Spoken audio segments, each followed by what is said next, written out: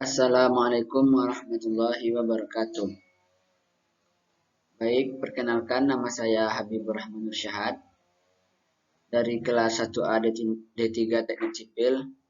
Dalam video kali ini, saya akan membahas soal-soal UTS dan UAS sebelumnya untuk memenuhi perbaikan nilai saya, yaitu dalam mata kuliah Mekanika Tanah.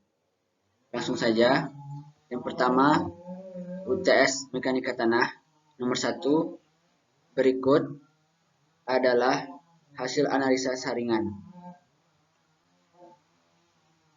Jenis A, B, C, dan D dengan nomor saringan 4, 10, 20, 60, 100, 200. Dan juga di sini ada batas cair RL dan ada PL. Perintahnya, klasifikasikan jenis tanah tersebut dengan metode USCS dan AASTHO.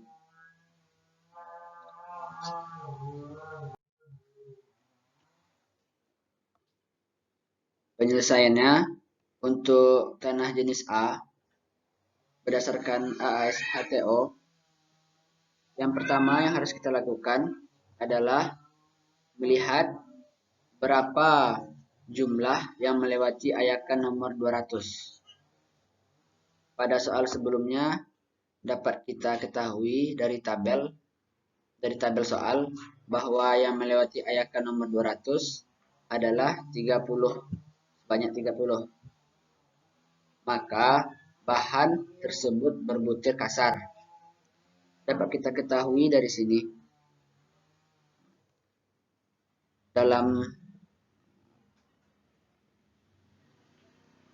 Dalam tabel AASHTO mengatakan bahwa bahan berbutir kasar 35% atau kurang lewat ayakan nomor 200. Karena di sini 30, berarti di bawah 35%. Dia termasuk bahan berbutir kasar.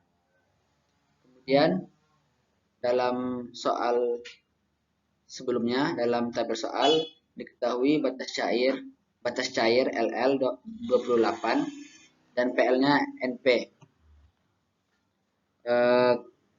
Kemudian kita cari juga indeks plastisnya. LL kurang PL, 28 kurang NP sama dengan 28. Kita mencari indeks plastis ini karena ini dibutuhkan untuk mengidentifikasi apa jenis material tersebut. Karena di tabel ASHTO yang diperlukan adalah jumlah bahan yang lewat ayakan nomor 200, nomor 40, nomor 10. Dibutuhkan juga batas cair dan indeks plastisnya. Jika diketahui, maka kita dapat mengetahui jenis tanahnya. Insyaallah. Kesimpulannya untuk yang jenis A ini berdasarkan AASHTO, bahan merupakan golongan A, 2, dan 6. Ini A, 2, 6.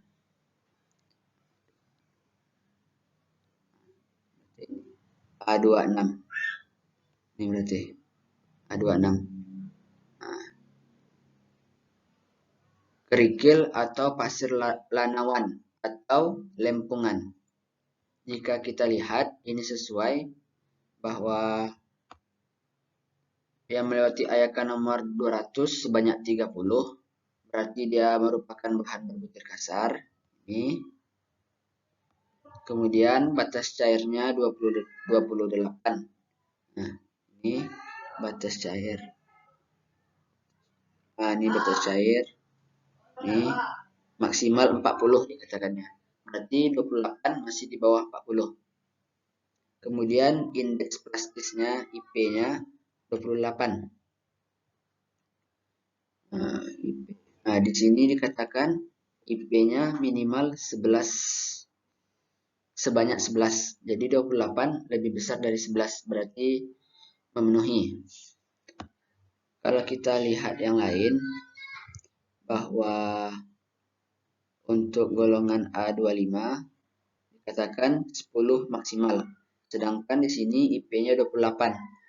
28 lebih besar dari 10. Maksimalnya 10, jadi tidak memenuhi. Begitu juga dengan jenis-jenis yang lainnya, jika kita analisa baik-baik satu persatu, maka yang sesuai untuk jenis A ini, material ini merupakan golongan A26, yaitu kerikil atau pasir lanawan atau lempungan.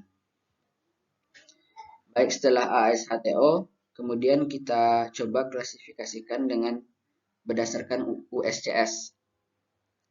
Yang pertama, lebih dari setengah tidak melewati saringan nomor 200. Di tabel dikatakan tadi bahwa yang lewat saringan nomor 200 sebanyak 30 buah. Jadi, jika kita lihat keterangannya, lebih dari setengah tidak melewati saringan nomor 200. Di tabel sebanyak 30 buah. Jadi, kalau kita lihat di tabel ini, bahwa material merupakan tanah berbutir kasar. Dikatakan lebih dari setengah materialnya lebih kasar dari ayakan nomor 200. Itu mengatakan bahwa yang melewati 200 ini di bawah 50, lebih banyak yang tertahan di saringan nomor 200.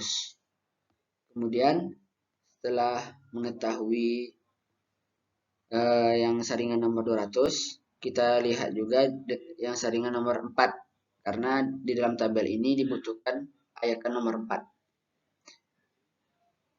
Dalam tabel soal mengatakan bahwa sebanyak 98 buah material lolos saringan nomor 4. Jika kita kembalikan lagi ke tabel USCS, material tergolong ke dalam pasir, karena di sini dikatakan lebih dari setengah, fraksi kasarnya lebih besar dari ayakan nomor 4. Berarti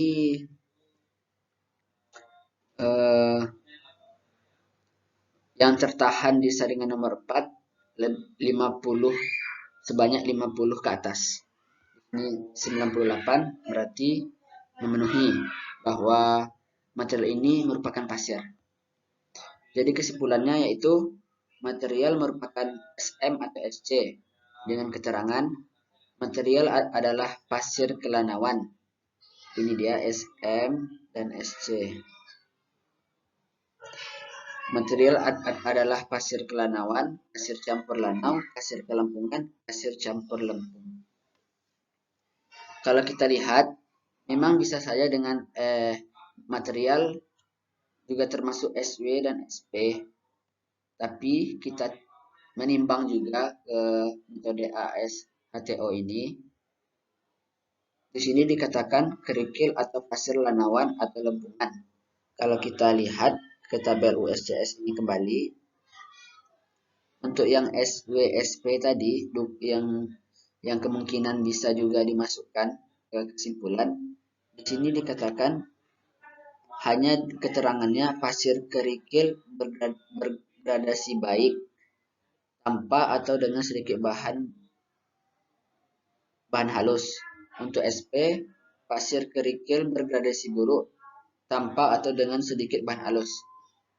Sedangkan di ASHTO ini dikatakan bahwa material merupakan kerikil atau pasir lanawan atau lempungan. Sehingga kalau kita lihat kembali ke tabel ini, bahwa yang lebih cocok itu SM dan SC dibanding dengan SW dan SP ini.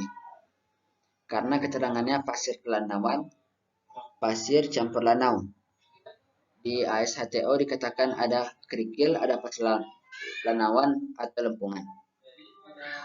Begitu pula dengan SC dikatakan pasir kelempungan, pasir campur lempung. Sehingga untuk jenis A ini, untuk USCS-nya merupakan golongan SM atau SC. Pasir kelanawan, pasir campur lanau, lempungan, pasir campur lempung. Baik, untuk jenis B, berdasarkan AASHTO, sama tadi yang caranya. Pertama, melewati ayakan nomor 200 dalam tabel soal sebanyak 20. Untuk batas cairnya strip, PL-nya NP, IP-nya strip, melewati ayakan nomor 40. Nah, untuk soal jenis A tadi tidak ada dibuat melewati ayakan nomor 40, sedangkan di jenis B ada dibuat melewati ayakan nomor 40 dan melewati ayakan nomor 10, ada tambahannya. Ini dikarenakan LL, PL, dan IP-nya tidak diketahui. Maka cara kita untuk mengetahui selanjutnya, kita harus mengetahui berapa banyak jumlah material yang tertahan yang melewati ayakan nomor 40 dan nomor 10. Kalau kita lihat di tabel AASHTO kembali, dapat disimpulkan bahwa jenis B ini material tergolong ke dalam A1B, yaitu fragmen batuan kerikil dan pasir. Kita lihat di sini dikatakan melewati ayakan nomor 40 sebanyak 28. Sedangkan di sini dikatakan 50 maksimal. 28 lebih kecil daripada 50, maksimalnya 50. Berarti memenuhi. Kemudian ayakan nomor 10 sebanyak 80. Maaf. Nomor 10 ini dibuat di sini strip, jadi dianggap memenuhi berapapun yang hasilnya. Sehingga untuk metode AASHTO jenis B merupakan golongan A1B dengan keterangan fragmen batuan kerikil dan pasir. Lanjut, masih jenis B tadi dengan metode USCS. Caranya sama seperti sebelumnya. Kita lihat yang melewati ayakan nomor 200 di sini sebanyak 20 buah dan melewati ayakan nomor 4 98. Kalau dilihat kembali, melewati ayakan nomor 200 sebanyak 20 buah. Berarti material ini merupakan tanah berbutir kasar. Karena dia di bawah 50.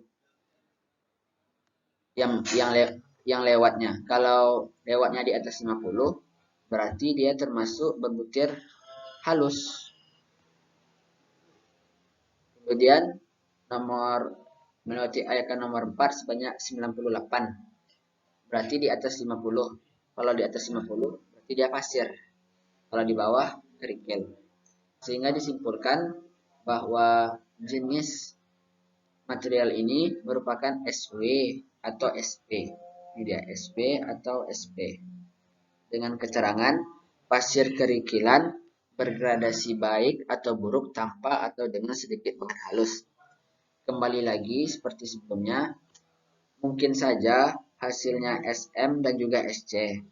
Namun kita pertimbangkan juga dengan metode AASCS sebelumnya yang mengatakan bahwa material B ini adalah fragmen batuan kerikil dan pasir. Berarti material ini lebih condong kepada pasir kerikil, bukan merupakan campuran lanau ataupun lempungan. Sehingga kita simpulkan bahwa material ini merupakan golongan SW dan SP. Karena ini keterangannya pasir kerikilan. SP juga begitu, pasir kerikilan. Sedangkan SM dan SC keterangannya pasir lanau dan pasir lempung. Baik, untuk jenis C, berdasarkan AASHTO, caranya masih sama. Kita lihat yang melewati ayakan nomor 200. Di sini sebanyak 10 buah. Berarti ini di bawah 50. Kalau di bawah 50 yang lewat nomor 200, berarti dia berbutir kasar. Batas cairnya strip, PL-nya NP, IP-nya strip. Kemudian melewati ayakan nomor 40 sebanyak 38. nomor 10 sebanyak 49. Kalau kita kembalikan ke tabel ini lagi, tabel ASHTO, kita analisa, akan didapat bahwa material ini adalah golongan A1B. Sama seperti jenis B, merupakan fragmen batuan kerikil dan pasir. Untuk USCS sama, kita cari yang melewati ayakan nomor 200 sebanyak 10 buah. Berarti dia merupakan tanah berbutir kasar yang melewati ayakan nomor 4 sebanyak 100 di atas, berarti di atas 50, berarti itu merupakan pasir. Dan kesimpulannya bahwa material jenis C ini adalah golongan SW atau SP dengan keterangan pasir kerikilan bergradasi baik atau buruk tanpa atau dengan sedikit bahan halus. Ini sama dengan jenis B. Lanjut jenis D. Untuk jenis D ini sama juga berdasarkan ASHTO. Kita lihat yang lewat ayakan nomor 200 sebanyak 77 buah. Berarti di atas 50. Kalau lewatnya di atas 50, berarti dia tanah berbutir halus. Berarti dia termasuk sini nih.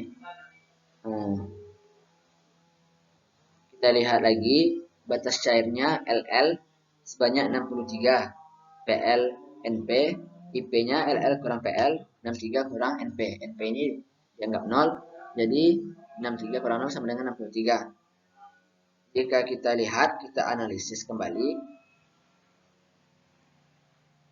Tadi kan dia termasuk bahan berbutir halus. Kemudian LL-nya 63. Batas cairnya 63. Berarti dia di sini. Nah, 41 minimal. Minimal 41. Sedangkan batas cairnya 63. 63 lebih besar dari 41. Berarti memenuhi. Untuk IP-nya 11 minimal. Sedangkan IP-nya di sini 63. Paling kecil 11. 63 lebih besar dari 11. Berarti memenuhi. Nah, ini kan masih A7. Untuk membedakannya A75 dengan A76, kita lihat di sini. Jika besar dari 30 batas cairnya, maka dia A76. Jika kecil dari 30, maka dia A75. Di sini ditulis bahwa LL-nya 63. 63 lebih besar dari 30. Maka material merupakan golongan A76. Dengan keterangan tanah lempungan. Maaf.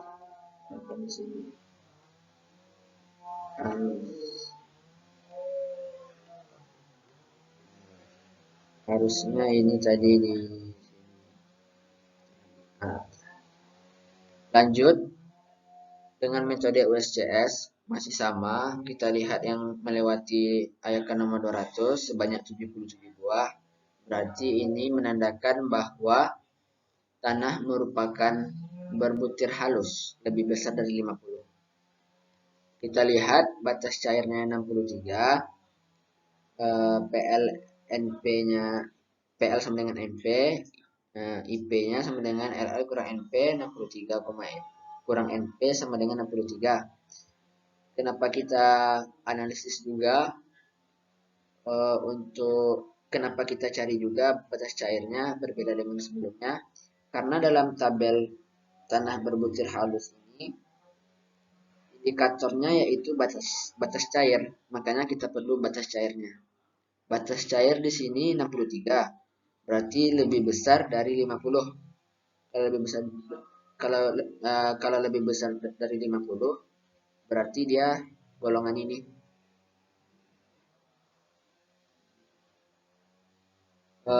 Kemudian, baik lanjut ke soal nomor 2. Diketahui data hasil labor dua lokasi A dan B. Ada berat sebelum di oven, berat setelah di oven, volume tanah sebelum di oven, dan GS. dari dua contoh tanah dari lokasi A dan lokasi B yang akan dipilih untuk sebagai bahan urukan jalan dengan angka Pori atau E sama dengan 0,55. Untuk tanah lokasi A 40.000 per kubik, B harganya 45.000 per kubik. Perintahnya hitung mana di antara lokasi yang lebih ekonomis, yang lebih murah maksudnya.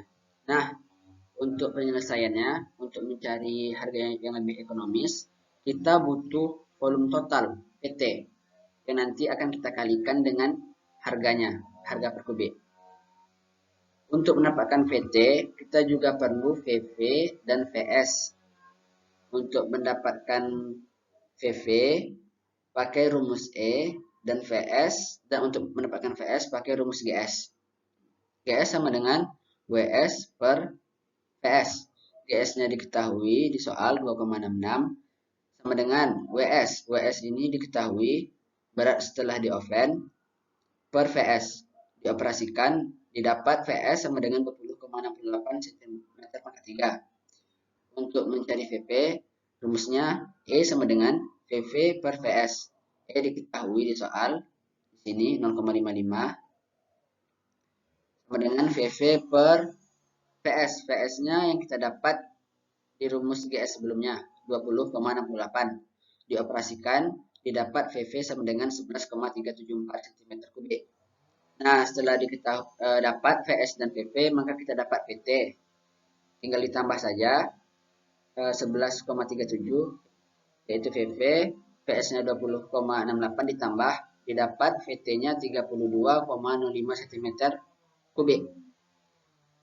Kita kalikan dengan harga per kubiknya 40.000, maka didapat harganya senilai 1.282.000 rupiah. Untuk lokasi B sama caranya, dibutuhkan VT, VT butuh VV, butuh VS. Untuk cari VV kita gunakan rumus E, untuk cari VS kita gunakan rumus GS. Setelah dapat VT-nya 26,32 cm kubik, kita kalikan dengan harganya per kubik 45.000. Didapat harganya senilai 1.184.400 rupiah. Nah, untuk lokasi A harganya kisaran 1,2 jutaan. Untuk yang B 1,1 jutaan. Jadi B lebih kecil, lokasi B lebih ekonomis. Nah, itu dia jawaban dari soal-soal UTS Mekanika Tanah. Untuk lebih dan kurangnya saya mohon maaf. Terima kasih atas segala perhatian. Assalamualaikum warahmatullahi wabarakatuh.